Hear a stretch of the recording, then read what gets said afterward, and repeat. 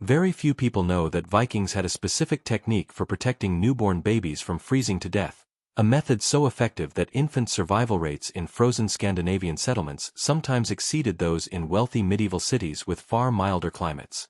Even fewer realize this wasn't luck or superior genetics. It was deliberate knowledge, carefully guarded and passed down through generations of Norse women who understood that one mistake, one moment of carelessness, one forgotten step in the process could mean a dead baby by morning. Before we reveal exactly what Vikings did to keep fragile newborns alive in temperatures that would kill an unprotected infant in less than an hour, drop a comment with where you're watching from.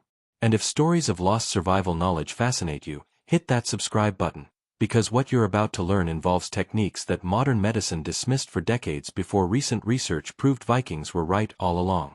Picture this: it's the middle of winter in 9th century Iceland. Outside, the temperature has dropped to -25 degrees Celsius. Wind screams across the frozen landscape at speeds that would strip the warmth from any exposed surface in seconds. Inside the longhouse, even with the central fire burning and dozens of people generating body heat, the temperature near the walls barely stays above freezing. Smoke hangs thick in the air.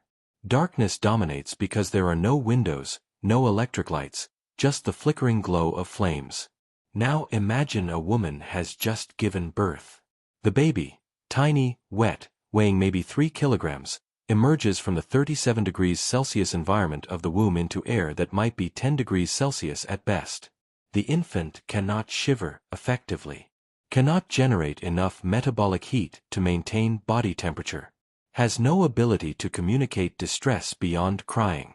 This baby, in these conditions, will die of hypothermia within 2 to 3 hours if the wrong decisions are made in the next few minutes. The midwife attending the birth knows this. She's seen babies die from cold. She's seen the blue-tinged skin, the weakening cries, the inevitable stillness that comes when a newborn's core temperature drops below the threshold for survival. She also knows exactly what to do to prevent it, because she learned from her mother who learned from her grandmother, an unbroken chain of knowledge extending back centuries to the first Norse women who figured out how to keep babies alive in the frozen north. What happens next looks simple. It isn't. Every movement, every material choice, every second of timing is critical. This is the protection method that very few people know about, the technique that made Viking population growth possible in conditions that should have made human reproduction nearly impossible. The moment the baby is born, before the umbilical cord is cut, before anything else happens, the midwife does something that seems obvious now but was revolutionary then. She takes the infant, still connected to the mother, still wet with birth fluids, and places it directly against the mother's bare chest. Skin to skin. No cloth barrier. No wrapping yet. Just direct contact between the mother's body and the baby's body. This immediate skin-to-skin contact isn't affection or bonding, though it serves those purposes. It's emergency thermal intervention. The mother's body, still generating enormous heat from hours of labor, her core temperature elevated from exertion, becomes an external heat source for the baby. The baby's cold, wet skin presses against the mother's hot skin, and heat transfers directly through conduction. But the midwife doesn't stop there. While the baby is positioned on the mother's chest, she immediately covers both of them with heavy layers. First comes a thick wool blanket, then furs, reindeer if available, seal or bear if not, piled on until mother and baby are completely enclosed in what's essentially a fabric cave. This covering serves two purposes. It traps the heat radiating from the mother's body, preventing it from dissipating into the cold air of the longhouse. And it creates a microenvironment around the baby where temperature can be controlled independently of the room temperature. Inside this cocoon of wool and fur, even if the longhouse is near freezing, the temperature can reach 25 to 30 degrees Celsius purely from the mother's body heat. Modern medicine calls this kangaroo care and recognizes it as one of the most effective methods for stabilizing newborn body temperature, particularly for premature or low birth weight infants. Research shows it's more effective than incubators in some situations. Vikings practiced it as standard procedure 1,000 years before Western hospitals discovered it worked. But here's what very few people understand about the Viking method: the timing was critical. The baby had to be placed on the mother's chest within seconds of birth. Not minutes. Seconds. Every moment of delay meant more heat loss, more cold stress, more risk. Viking midwives understood that a newborn's body temperature could drop 2 to 3 degrees Celsius in the first few minutes if exposed to cold air while wet. That temperature drop, if not immediately reversed, would trigger a cascade of problems. The baby's metabolism would struggle to generate heat. Blood flow to extremities would reduce. The infant would become lethargic, would nurse poorly, would slide toward hypothermia even if warming efforts began later. So the skin-to-skin contact started immediately, before the wet birth fluids on the baby's skin had time to evaporate and cool the body through evaporative heat loss. The covering went on within seconds, trapping warmth before it could escape. This wasn't a gentle, leisurely bonding time. It was rapid, efficient emergency medicine practiced by women who understood exactly what was at stake. The umbilical cord remained attached during this initial warming period. Vikings didn't cut it immediately. They waited, sometimes for several minutes, allowing all the blood in the placenta and cord to transfer into the baby's body. This provided extra blood volume, extra oxygen carrying capacity, extra resources that helped the newborn's cardiovascular system handle the stress of temperature transition. Modern research has validated this practice too. Delayed cord clamping improves outcomes, especially in challenging conditions. Vikings didn't know the physiology, but they knew through observation that babies who received this extra blood did better. When the cord was finally cut, it was done with a blade that had been heating in the fire throughout the labor. The hot metal served two functions. It cauterized the wound, reducing bleeding, and it sterilized the cutting surface, reducing infection risk. The severed cord was tied with thread that had been boiled earlier in the day. Again, Vikings didn't understand germ theory, but they understood through hard experience that certain practices led to fewer infections. But the skin-to-skin warming was only the first stage. As the baby began to stabilize, usually within 30 to 60 minutes, the protection method evolved into its second phase. The midwife would bring stones that had been heating by the fire since labor began. These weren't random rocks. They were specific stones, usually smooth river rocks or certain types of granite that Vikings knew from experience wouldn't crack or explode when heated. Each stone was roughly the size of 2 fists, heavy enough to store significant heat. These stones had been positioned in the hottest part of the fire, not in the flames themselves but in the bed of coals, for hours. They were scorching hot, far too hot to touch directly. The midwife would use wooden tools or thick leather to remove them from the fire, then wrap each stone in multiple layers of wool. The wrapping served a critical function. It prevented direct contact that would burn delicate skin, but it allowed the stone's heat to radiate through the fabric. The multiple layers of wool also slowed the rate of heat loss, making each stone effective for 6 to 8 hours rather than cooling rapidly. These wrapped stones were positioned carefully around the mother and baby. One would be placed near the baby's feet, since extremities lose heat fastest. Another near the back, providing warmth from behind. Sometimes a third stone would be positioned to warm the air in the fabric cocoon without directly contacting either mother or baby. The result was a warm environment that could maintain stable temperature even as the longhouse cooled overnight when the main fire died down. The stones provided passive, consistent heat that didn't require anyone to stay awake tending a fire. The mother could sleep, recovering from labor, while the baby remained warm. But Vikings added another layer of protection that shows just how sophisticated their understanding was. The position where the mother and baby slept wasn't random. It was calculated for maximum warmth. The sleeping benches in a Viking longhouse weren't all equally warm. The benches closest to the central hearth were warmest. The benches furthest away, near the outer walls, were coldest. But Vikings had figured out something subtle. The benches on the side of the longhouse opposite the prevailing winter wind were warmer than those on the windward side, because wind pressure forced cold air through tiny gaps in the wall construction on the windward side while creating slight positive pressure on the leeward side that reduced infiltration. New mothers with newborns were positioned on the warmest benches, the ones closest to the central hearth on the leeward side of the building. This wasn't status or privilege. It was survival strategy. The warmest sleeping location went to the most vulnerable household members. The bench itself was prepared specifically for a mother with a newborn. Extra straw or dried heather was piled on the wooden platform, creating a thicker insulation layer between the sleepers and the wood. More furs than usual were provided. And critically, the father or another family member would sleep on the other side of the baby, creating a three-person arrangement where the infant was sandwiched between two adult heat sources. This wasn't just for warmth. It was protection against a danger Vikings understood even if they didn't have a medical term for it: the risk of the mother rolling onto the baby during sleep. By positioning the baby between two adults, both of whom were aware of the infant's presence, the risk of accidental suffocation was reduced.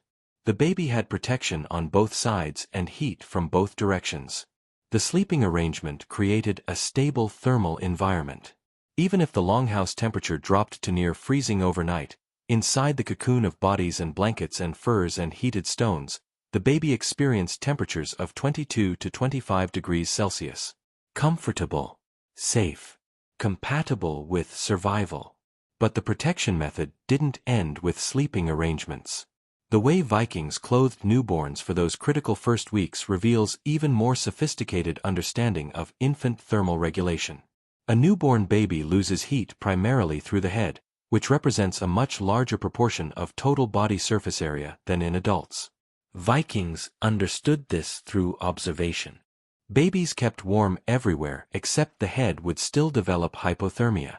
Babies with covered heads stayed warmer overall. So the first piece of clothing put on a Viking newborn, after the initial skin-to-skin warming period, was a small wool cap. Not a decorative hat. A functional cap made from the finest, softest wool available, fitted snugly to cover the entire head including ears. This cap stayed on essentially all the time, removed only briefly for cleaning. The body clothing followed a specific layering system that modern textile science has validated as nearly optimal for infant thermal protection. The first layer against the skin was soft linen or very fine wool that had been washed repeatedly until it lost any scratchiness. This base layer absorbed moisture from the baby's skin, keeping the surface dry, which prevented evaporative cooling. Over this came the primary insulation layer, a wool garment that covered the baby from neck to feet, with long sleeves extending past the hands. The sleeves had excess fabric that could be folded over to create mittens, because babies' hands, like their heads, lose heat disproportionately. But here's the detail that very few people know: Vikings didn't use tight-fitting baby clothes. The wool garments were deliberately loose, sized larger than the baby. This looseness served a critical function. Tight fabric compresses the wool fibers and reduces the air pockets that provide insulation. Loose fabric maintains loft, creating thousands of tiny air spaces that trap body heat while still allowing moisture vapor to escape so the baby doesn't become damp. Vikings often layered multiple loose wool garments rather than using one thick piece, because the air gaps between separate layers provided additional insulation value. A baby might wear 2 or 3 progressively larger wool tunics, each creating its own thermal barrier. The outer layer was a small version of adult cloaks, made from the densest, most tightly woven wool available, often treated with lanolin or animal fat to make it somewhat water-resistant. This outer shell protected the insulating layers beneath from the humid, smoky air of the longhouse and provided wind resistance for the rare times when a baby needed to be moved outside or to a different building. Then came the wrapping that sealed the entire system: swaddling. The baby, dressed in its layers of wool, was wrapped snugly in long strips of wool or linen that secured the arms against the body and the legs together, creating what was essentially a fabric cocoon. This swaddling wasn't decorative. It served multiple critical functions that Vikings understood completely. First, it prevented the baby from kicking off the carefully arranged layers during sleep. Newborns have reflexive movements they cannot control, and an unwrapped baby would inevitably disarrange its own clothing and blankets, creating gaps where cold could reach the skin. Second, the snug wrapping held all the fabric layers in close contact with the body, eliminating air gaps where cold could penetrate while maintaining the tiny insulating air pockets within each fabric layer. This compression without overcompression was a balance that experienced caregivers learned through practice. Third, swaddling restricted movement, which reduced the baby's energy expenditure. A baby who couldn't flail arms and legs used less metabolic energy and therefore had more resources available for heat generation and growth. In conditions where nutrition was limited, this energy conservation mattered. The swaddling technique itself was specific and careful. The wrapping was snug around the torso and upper body but left the hip joints with slight flexibility to prevent hip dysplasia, a condition Vikings had observed could result from too tight wrapping of the legs. The face was always left completely exposed for breathing. The wrapping around the neck was secure enough to prevent the baby from wiggling out but never tight enough to restrict airflow. Experienced mothers could unwrap just the lower portion for diaper changes or just the chest area for nursing without exposing the baby's entire body to cold air. This selective unwrapping minimized heat loss during necessary care activities. When the baby needed to nurse, which was frequently, the mother would open her outer garments and pull the baby inside against her bare skin, creating a warm nursing environment within her own clothing. The baby would feed while remaining largely covered, losing minimal heat during the process. This continuous protection system, from the moment of birth through the critical first weeks, kept newborns in a stable thermal environment even when the longhouse itself experienced significant temperature swings between day and night or during particularly severe weather. But the physical protection was only part of the system. The knowledge about when protection was failing, when a baby was losing the battle against cold despite all efforts, was equally critical. Viking midwives and mothers knew the signs of cold stress in newborns with a precision that came from generations of observation. A baby who was adequately warm would be pink-skinned, would nurse vigorously, would have warm extremities, would move actively when unwrapped, and would sleep peacefully when swaddled. A baby who was becoming hypothermic would show subtle signs long before the obvious late signs like blue skin or unconsciousness. The earliest warning was reduced activity. A cold-stressed baby would become lethargic, would nurse weakly or stop nursing altogether, would cry less or make weak, whimpering sounds instead of robust cries. The skin would feel cool to touch, first at the extremities, hands, feet, tip of the nose, then gradually at the core. An experienced caregiver would check the baby's temperature not with a thermometer, which didn't exist, but with her hand against the baby's chest or back under the clothing. Skin that felt cool instead of warm meant immediate intervention was needed. Vikings knew that once a baby showed these signs, aggressive rewarming was necessary. The baby would be unwrapped, placed naked against the mother's bare chest, and both would be covered with multiple layers of furs and blankets. Additional heated stones would be brought. Sometimes other women in the household would add their body heat, creating a cluster of warm bodies around the cold baby. They also knew that rewarming had to be gradual. Placing a hypothermic baby directly next to a very hot stone or too close to the fire could cause skin damage. The warming had to be gentle but persistent, achieved through body heat and moderately warm stones rather than intense heat sources. The thermal protection techniques kept babies from freezing, but warmth alone wasn't enough. A newborn needs constant nutrition, and this presented a challenge that Vikings solved with strategies most people have never heard about.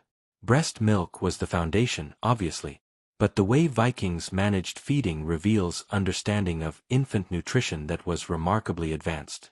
New mothers were fed differently than anyone else in the household, and this wasn't sentiment. It was calculated resource allocation based on the understanding that feeding the mother meant feeding the baby. In Viking society, pregnant and nursing women received priority access to the richest foods available. This was formalized practice, not casual preference. When a seal was killed, the fattiest portions went to nursing mothers. When fish was distributed, the oiliest specimens were set aside for women feeding babies. When butter was rationed during late winter scarcity, nursing mothers got double portions. This prioritization made biological sense that Vikings understood through observation, even without modern nutritional science. A malnourished mother produced thin, inadequate milk. Babies fed on poor milk failed to gain weight, became susceptible to illness, and often died. A well-fed mother produced rich milk. Babies fed on quality milk thrived, grew strong, and survived. The specific foods given to nursing mothers weren't random. Vikings had figured out through generations of experience which foods increased milk production and which improved milk quality. Fatty fish, especially herring and salmon, were considered essential.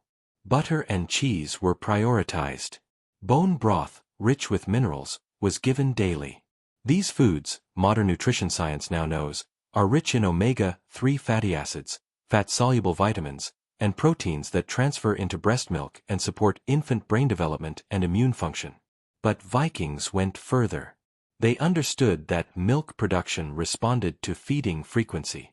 Mothers were encouraged to nurse babies on demand, as often as the baby wanted, sometimes every hour in the early weeks.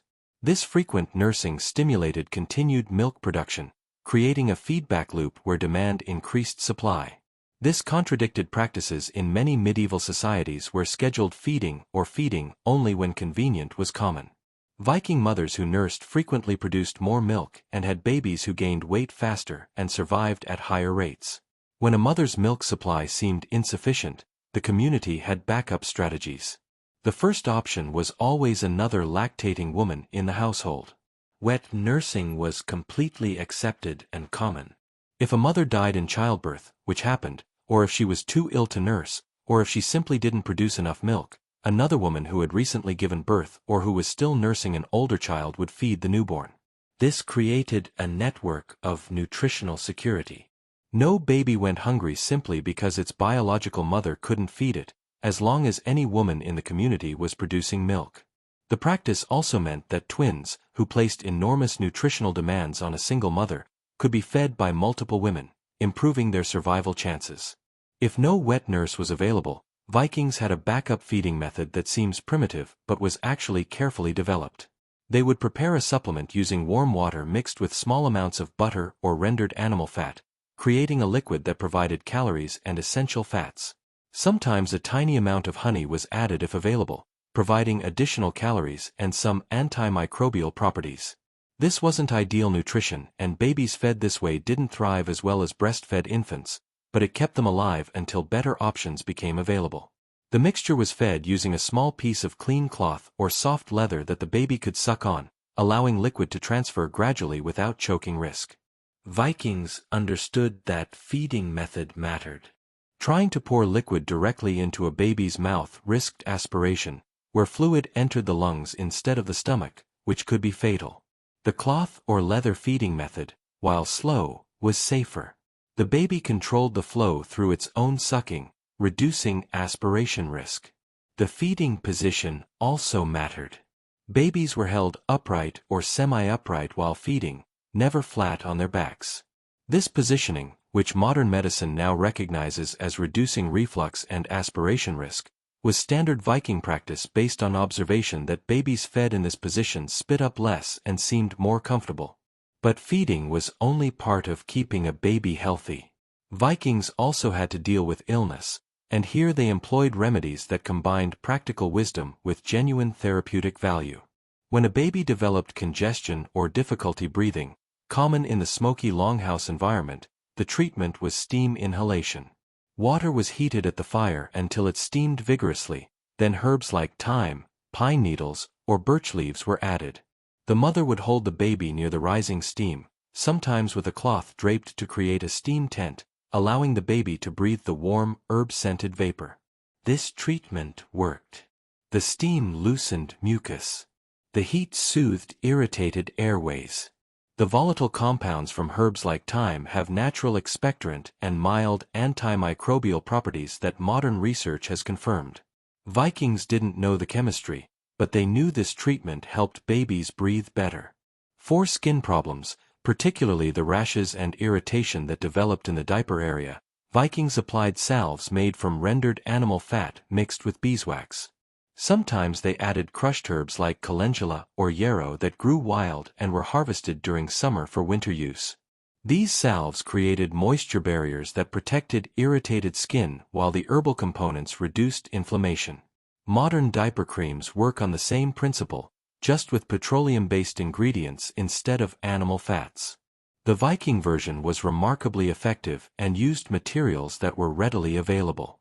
When babies showed digestive distress, cramping, or colic, the treatment focused on the nursing mother rather than the baby directly.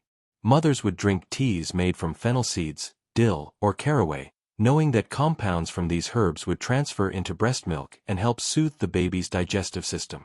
This wasn't superstition. Modern research has confirmed that these herbs contain compounds with antispasmodic effects on intestinal smooth muscle. The active ingredients do transfer into breast milk and do reach therapeutic concentrations in nursing infants. Vikings had figured this out purely through observation and careful tracking of what worked. For fever, which could be deadly in a newborn, Vikings used temperature management techniques that align almost perfectly with modern pediatric protocols. A feverish baby would be unwrapped partially to allow heat to dissipate, but not so much as to cause shivering, which would raise temperature further. Cool, damp cloths were applied to the forehead and neck.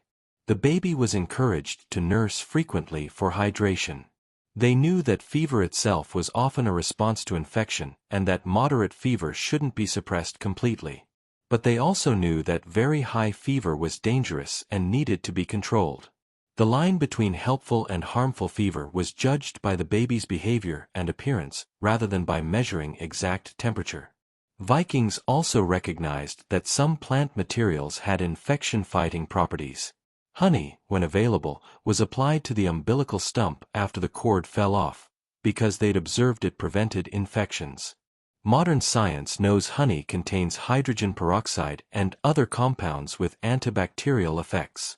Vikings just knew it worked. Willow bark, boiled to make a weak tea, was sometimes given in tiny amounts to nursing mothers when babies showed signs of pain or discomfort. The salicylic acid compounds in willow bark, the same active ingredient in aspirin, would transfer into breast milk in small amounts, providing mild pain relief and anti-inflammatory effects. But Vikings were also brutally pragmatic about the limits of their treatments. They understood that some conditions were beyond their ability to treat, and they didn't waste precious resources on babies who showed signs of conditions they recognized as typically fatal. A baby born severely premature, too small and weak to nurse effectively, would receive comfort but not heroic intervention. A baby with obvious severe deformities that Vikings had learned were incompatible with survival would be treated gently but not aggressively. Twins, when food was particularly scarce, sometimes only one would receive full feeding support. This seems harsh by modern standards where we attempt to save every baby regardless of circumstances. But Vikings lived in a subsistence economy with absolutely limited resources. Directing scarce food and care toward babies with the best survival chances meant more babies overall would make it to adulthood. It was tragic calculation made by people who understood that trying to save one doomed infant could result in losing multiple other children who would have survived with adequate resources. When Vikings did make these difficult decisions, it wasn't done lightly or casually. The community recognized these as sorrowful necessities rather than easy choices. Parents who lost babies received support and comfort, and they weren't blamed for outcomes beyond their control. But for the babies who did receive full protection, who had adequate warmth and nutrition and care, the survival rates were remarkably good. Archaeological analysis of Viking burial sites shows infant mortality rates around 15 to 25%, which was actually better than many wealthier medieval urban centers where rates often exceeded 30 to 40%. Why did Vikings, living in harsher conditions with fewer resources, achieve better outcomes? The answer lies in the integrated nature of their protection system. First, the immediate skin-to-skin warming prevented the initial temperature drop that compromised so many newborns in societies where babies were bathed, dressed, and separated from mothers immediately after birth.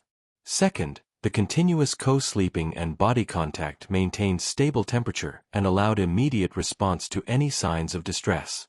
Babies were never left alone in cold cradles, never left crying in separate rooms. Third, the extended breastfeeding provided superior nutrition and immune protection compared to early weaning practices common elsewhere. Viking babies nursed for 2 or sometimes 3 years, far longer than in many medieval societies. Fourth, the communal living arrangement meant babies had constant supervision. There was always someone watching, someone who could recognize problems and respond quickly. Fifth, the multi-generational knowledge transfer meant Viking mothers had genuine expertise. By the time a woman had her first baby, she'd already observed and assisted with dozens of births and infant care situations. She knew what normal looked like and what required intervention. Sixth, the cultural prioritization of nursing mothers meant they received adequate nutrition even during scarcity. In many medieval societies, women ate last and least, which resulted in malnourished mothers producing inadequate milk. Finally, the acceptance of practices like co-sleeping, constant holding, and on-demand feeding meant Viking babies received the continuous physical contact and responsive care that supports both physical and emotional development. The Viking approach to newborn protection was, paradoxically, more aligned with what modern pediatrics recognizes as optimal than the practices of supposedly more civilized medieval societies. Vikings were accidentally following what evolutionary biology suggests is the natural pattern for human infant care, because those were the methods that actually worked in their environment. Modern hospitals have actually relearned many of these practices. Skin-to-skin contact immediately after birth is now standard protocol in most Western hospitals. Rooming in where babies stay with mothers rather than in nurseries is increasingly encouraged. Breastfeeding on demand rather than scheduled feeding is promoted. These aren't new discoveries. They're rediscoveries of what worked for Vikings and other traditional societies. The protection methods Vikings used required no technology, no expensive equipment, no specialized facilities. They required knowledge, attention, and community support. The knowledge was transmitted orally from experienced women to younger women through direct observation and hands-on practice. A young Viking woman learned infant care not from books or lectures but from watching her mother, aunts, and grandmothers handle babies, from helping care for younger siblings and cousins, from assisting at births and observing what midwives did. By the time she had her own first child, she had years of practical experience. This knowledge transmission system was remarkably effective at preserving and improving practices that worked. Techniques that saved babies were remembered and taught. Methods that led to infant death were discarded. The accumulated wisdom represented centuries of observation and refinement. The protection system also had built-in redundancy. If a mother was too exhausted or ill to care for her baby properly, there were always other women in the household who knew exactly what to do. Grandmothers, aunts, older female relatives served as backup caregivers who could step in seamlessly because they had the same knowledge and skills. This community support network meant that temporary problems, a mother recovering from difficult birth, a mother dealing with illness, a mother overwhelmed by the demands of multiple children, didn't automatically result in a dead baby. Other women could provide the necessary care until the mother recovered. The fathers and other men in the household also had roles in the protection system. They provided the physical security and resources that made infant survival possible. They hunted and fished to provide the food that nursing mothers needed. They gathered and split the firewood that kept the longhouse warm. They maintained the building to prevent drafts and cold air infiltration. The entire household economy was structured to support reproduction and infant survival because everyone understood that babies were the future of the community. No babies surviving meant no next generation, meant population collapse, meant the end of the settlement. This created strong social pressure to follow the protection methods correctly. A woman who deviated from established practices and lost a baby as a result would face community judgment, not because the community was cruel, but because the deviation threatened the knowledge system itself. If people started ignoring proven methods, more babies would die. Conversely, women who successfully raised babies through multiple winters, who had all their children survive to adulthood, gained enormous respect and authority. They became the teachers, the advisors, the midwives that younger women turned to for guidance. Their knowledge was valuable social capital. The protection methods evolved slowly over time as Vikings encountered new situations and environments. When Norse settlers reached Iceland, they had to adapt some techniques because Iceland had different resources and different climate patterns than mainland Scandinavia. The basic principles remained the same: immediate warming, continuous contact, adequate feeding, but the specific implementations shifted. When Vikings reached Greenland, they adapted further, developing even more intensive protection methods because Greenland's climate was more extreme than Iceland's. The swaddling became tighter, the co-sleeping more regimented, the resource allocation to nursing mothers more aggressive. This adaptability meant the knowledge system could spread across different environments while maintaining effectiveness. The underlying understanding of what babies needed to survive transferred, even when specific techniques had to change. What very few people know is that some of these Viking protection methods survived long after the Viking Age ended. In remote areas of Iceland and Norway, traditional infant care practices continued well into the 20th century, and they often included elements that clearly descended from Viking techniques.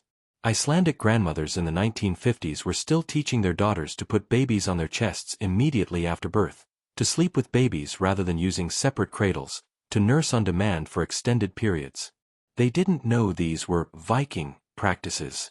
They just knew this was how you kept babies alive, knowledge passed from mother to daughter for 1,000 years.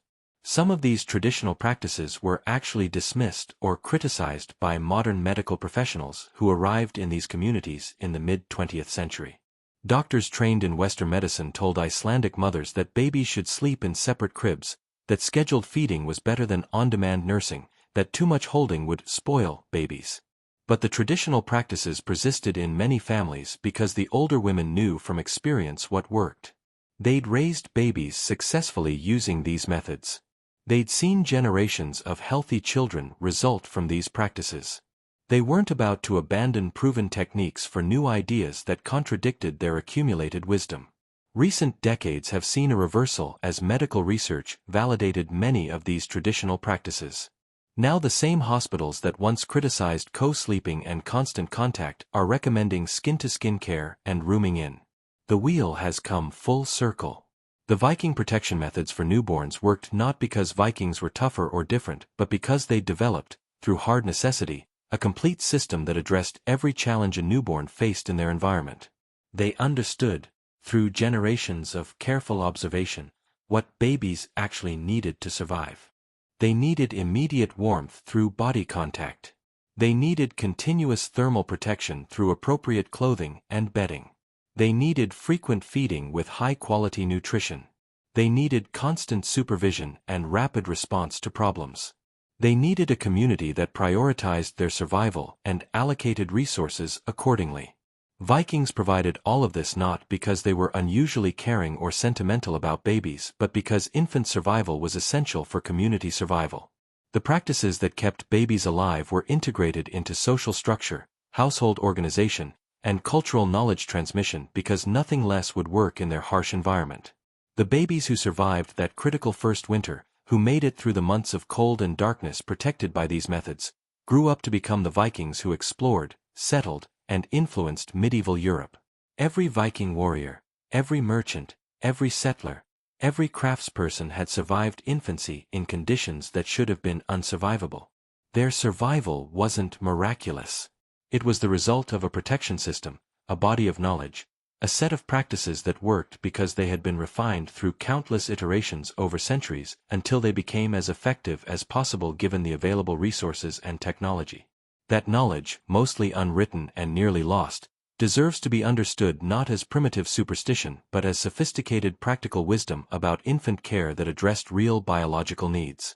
The Viking methods weren't perfect, but they were remarkably effective at solving the problem of keeping fragile newborn humans alive in one of Earth's most challenging environments for human reproduction. Very few people know about these protection methods because they were never written down in the historical records that survived. The sagas tell of battles and explorations, not of how women kept babies warm. The archaeological record preserves tools and weapons, not the knowledge of infant thermal management. But the methods existed. They worked. And understanding them reveals something profound about human adaptability, about the development and transmission of practical knowledge, and about what it actually takes to protect the most vulnerable among us when the environment is hostile and resources are scarce. That's how Vikings protected newborns from freezing to death.